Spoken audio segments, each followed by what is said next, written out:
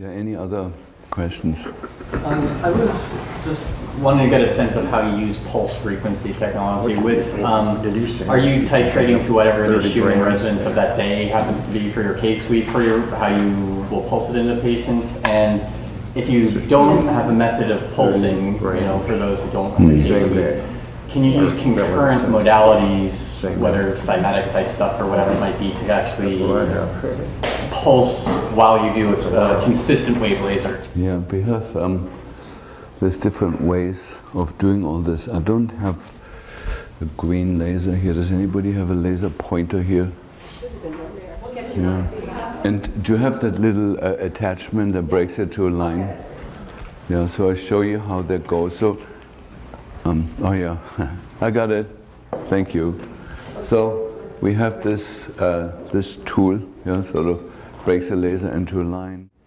And so the patient basically sits with whatever you want to imprint into their system. The patient holds this near the body with all the drugs on it that you want to imprint, and then you simply paint the patient with this, that transfers the frequencies of all the things you have on there into the system.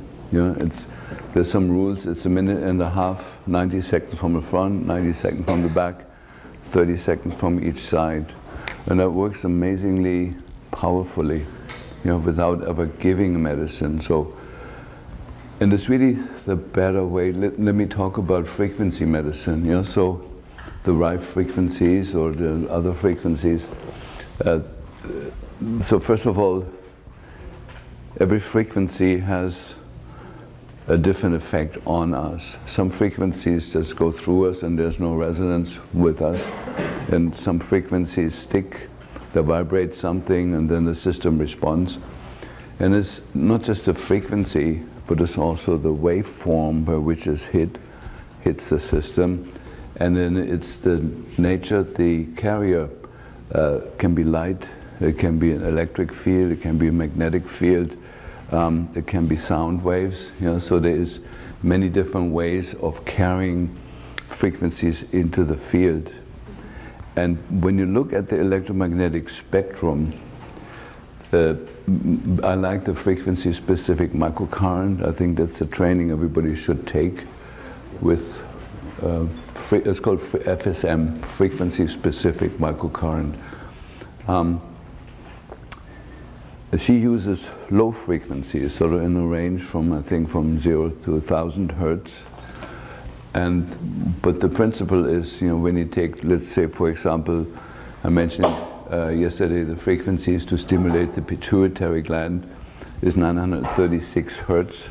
And then you get into the higher octaves of it. When you double the frequencies, and let's say you end up at 1800, you will have the same effect, but a little bit more powerful. And then we double that again to go to 3600 hertz. You have the same effect that you had with 900 hertz, but more powerful. And when you do that about 23 times, you're in the light range, and you're actually dealing with color, with shades of color. And that is the most powerful way of delivering healing frequency, healing energy. And so we have an instrument in the office called the photon wave, which is fantastic, and I would love to. We have it back there too. The photon wave is somewhere back there. Okay, so maybe we have some time where I can show what that can do, because that's incredible.